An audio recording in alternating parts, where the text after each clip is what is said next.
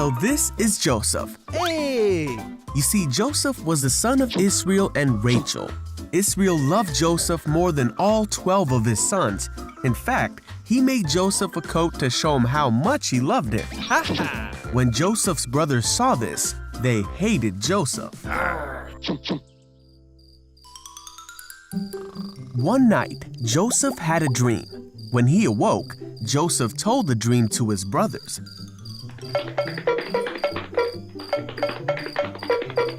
He said, "Listen to this dream I had. We were gathering grain when suddenly my bundle of grain rose up and all of you bowed to me." This made his brothers hate Joseph even more. And they said, "You're gonna rule over us?" Then Joseph had another dream. And he told it to his brothers and his father. He said, "Listen, I had another dream. And this time the sun and moon and 11 stars were bowing down to me."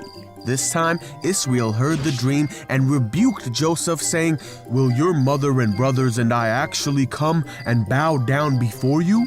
The brothers were even more angry when they heard the second dream. Israel, however, decided to think about what Joseph was saying.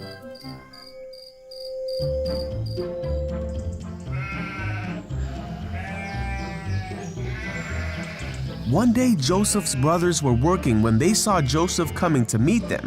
One of his brothers mocked him and said, "Here comes the dreamer. Come on now, let's kill him and throw him away to be devoured by a ferocious animal. Then we'll see what comes of his dreams."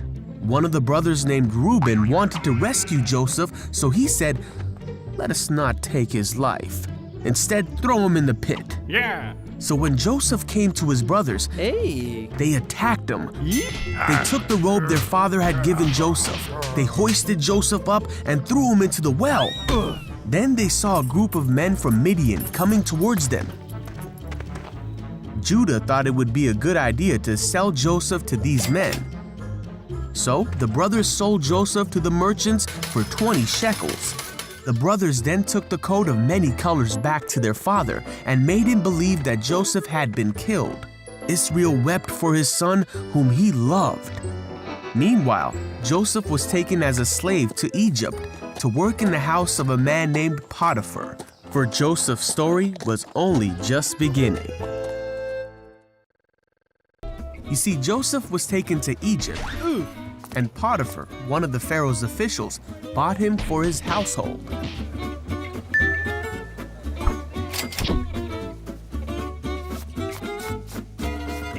God was with Joseph, and he did well in Potiphar's house. Oh! Potiphar saw that God made everything Joseph did a success. Aha! So he put Joseph in charge of his whole house. Yeah! And God blessed Potiphar's house because of this.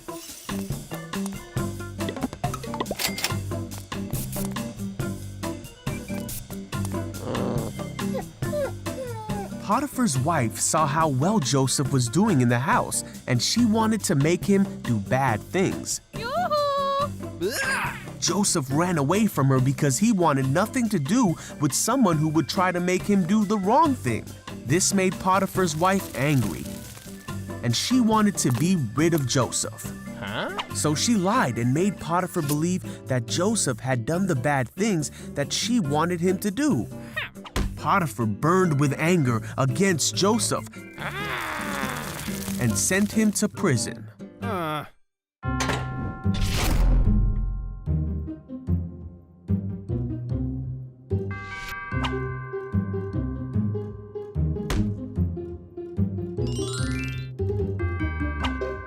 While Joseph was in prison, again, he did well, and the warden soon made him responsible for all that was done there. God was with Joseph and gave him success in whatever he did. When 2 full years had passed, Pharaoh was having unsettling dreams. Pharaoh did not understand his dreams, so he sent for Joseph. Pharaoh asked Joseph to tell him the meaning of his dreams.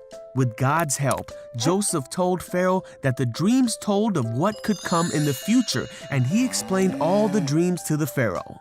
Pharaoh believed that what Joseph was saying was true.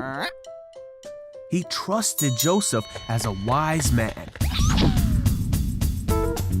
And he put him in charge of the land of Egypt, of Pharaoh's palace, and of all his people.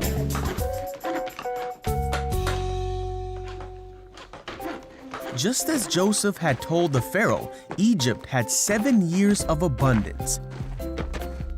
Then the 7 years of abundance came to an end, and the 7 years of famine began, just as Joseph had said. But the Egyptians had food to eat because Joseph had planned for the famine. There was famine in all the other lands, and many came to Joseph to buy food. There was even a famine in the land that Joseph came from. So when Israel heard that there was grain in Egypt, he sent his sons to buy some.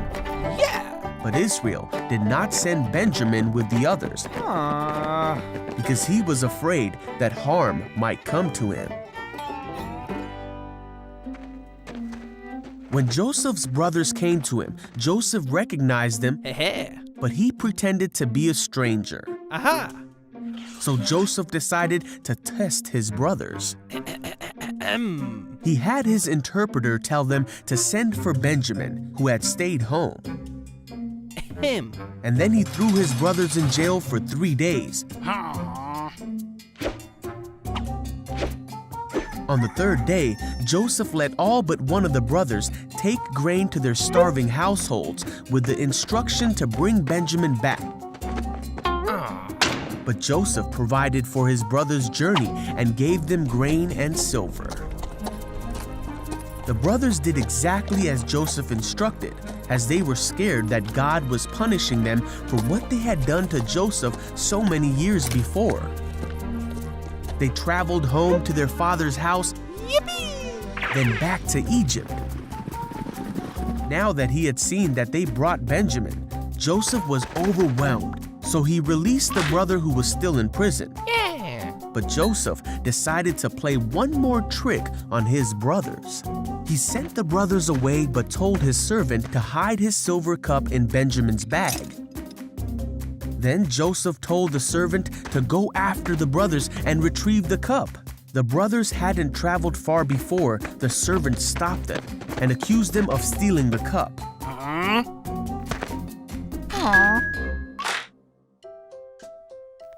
Joseph could no longer control himself before his attendants. He made them leave so he could be alone with his brothers, and he told his brothers who he really was. Ta-da! He told them of his life and all he had experienced, and he forgave them for what they had done. God was with Joseph and took care of him and showed him favor.